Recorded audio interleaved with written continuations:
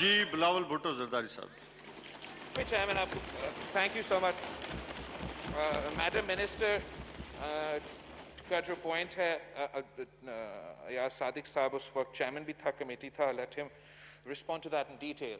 But the fact of the matter is, جناب speaker, کہ یہ وزیر اعظم آیا تھا اور کہتا رہا کہ میں کسی کو این آر او نہیں دوں گا, میں کسی کو این آر او نہیں دوں گا, میں کسی کو نو این آر کراس او ٹاک نہیں جی, دوں گا. تحمل سے سنیں. اور جتنے این آر او وزیر اعظم عمران خان نے دیا ہے, پاکستان کی تاریخ میں کسی بھی آمر یا کسی بھی وزیر اعظم نے اتنے این آر او نہیں دیے ہیں. یہ جو سب سے لیٹسٹ این آر او ہے, جو کلبھوشن یادو کے لیے این آر او ہے, یہ آرڈیننس کے طور پہ, جو میرا پوائنٹ آف آرڈر تھا, پروملگیٹ کیا گیا 20 مئی کو اور گزٹ میں 29 مئی میں چھاپا گیا. آپ کا رولز, آپ کا لا یہ کہتا ہے کہ اگر ہاؤس سٹنگ میں ہے تو آپ کو as soon as possible ordinance کو ہاؤس میں پیش کرنا چاہیے. نیشنل اسمبلی آف پاکستان مل رہا تھا مسلسل جون میں, سینٹ آف پاکستان مل رہا تھا مسلسل جون میں.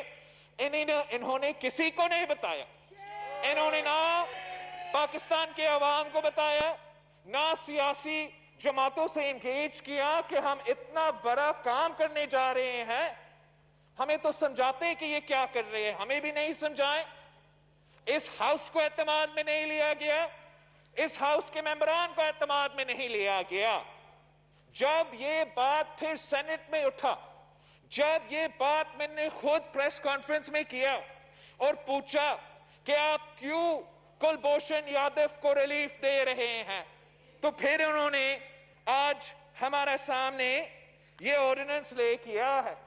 شرین مزاری صاحبہ کی جو آرگیومنٹ ہے کہ ہم نے تو آئی سی جے انٹرنیشنل کورٹ کا جورسڈکشن ہی نہیں ماننا تھا. چلے, اگر آپ کا وہ موقف تھا, اس سے کیا تعلق ہے؟ اچھا, میرا موقف ہو, ویری گڈ, لیکن اگر آپ جورسڈکشن انٹرنیشنل کورٹس کا نہیں مان رہے, اس کا یہ نہیں مطلب کہ آپ پاکستان کے قانون سے اس کو این آر او دے دیں.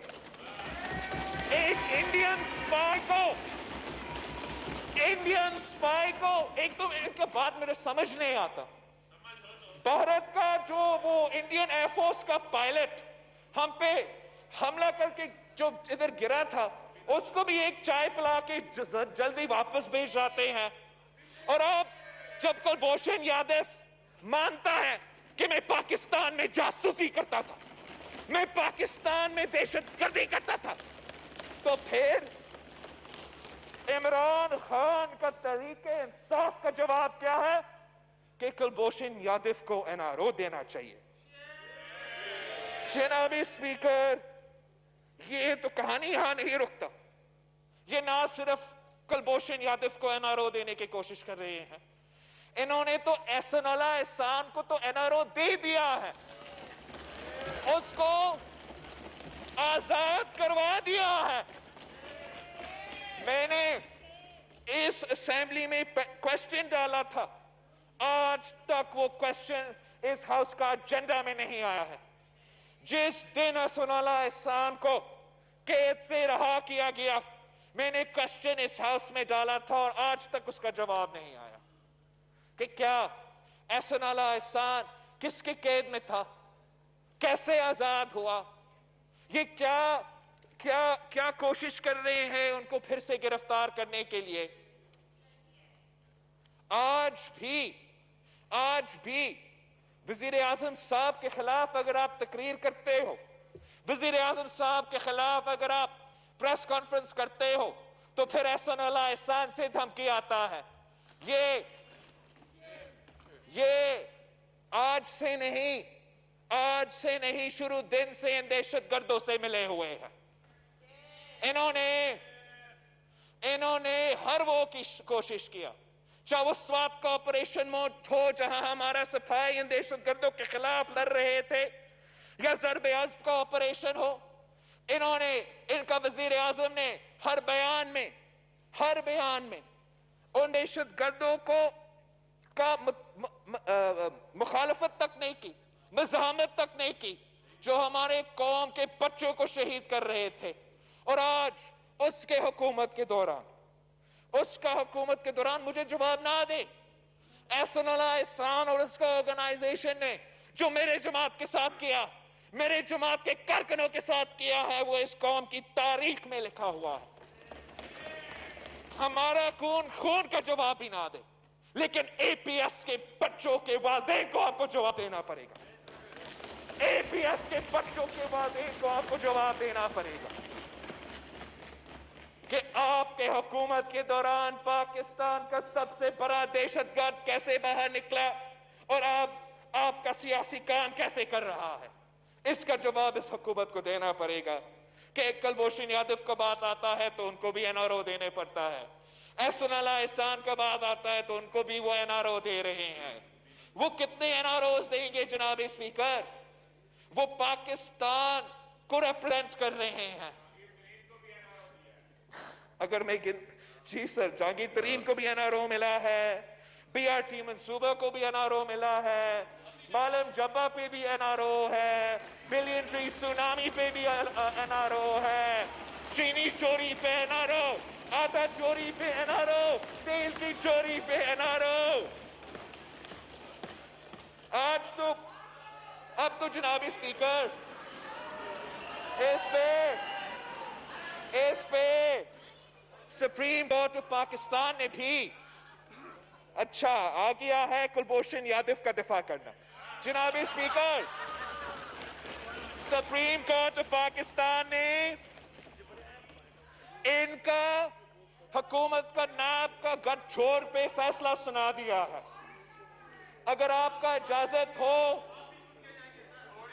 अगर आपसे इजाजत हो, इन्हीं इश्यू से मिलते जुलते हैं, मैं उसी ऑर्डर से आपको थोड़ा सा एक कोटेशन सुनाना चाहता हूं और फिर मैं अपना पॉइंट मुकम्मल करूंगा।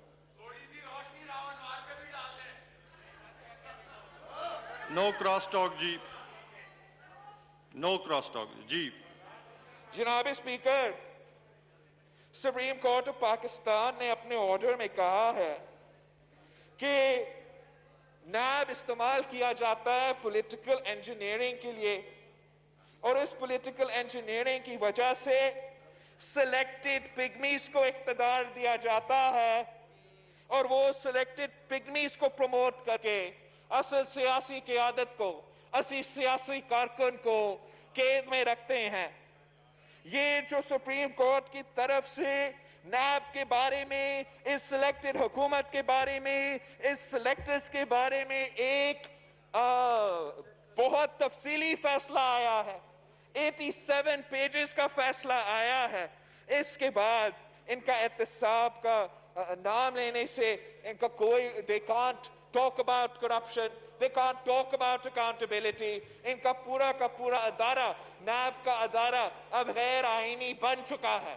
अब सुप्रीम कोर्ट के फैसले के बाद हुकूमत को अपोजिशन के साथ मिलना चाहिए, काम करना चाहिए, ताकि हम एक नया एहतसाब के अदारा खड़ा कर दें, एक नया एहतसाब के अदारा खड़ा कर दे जो हुकूमत का भी एहतसाब करे, जो अपोजिशन का भी एहतसाब करे, जिसके सामने हर पाकिस्तानी के लिए एक ही कानून हो, जिसको ये पूरा इख्तियार हो कि अगर वो किसी सियासतदान को, किसी पार्लियामेंटेरियन को इन्वेस्टिगेट करना चाहिए, इन्वेस्टिगेट करे, लेकिन अगर उनको किसी जज को या किसी जनरल को इन्वेस्टिगेट करना चाहिए तो वो भी उनके पास इख्तियार हो।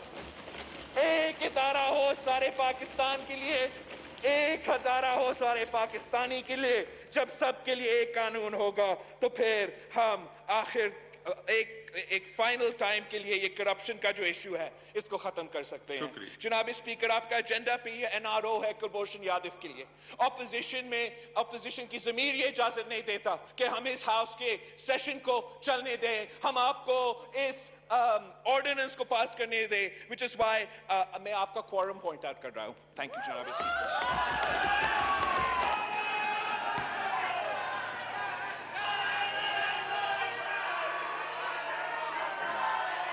जी, Count be made, ji.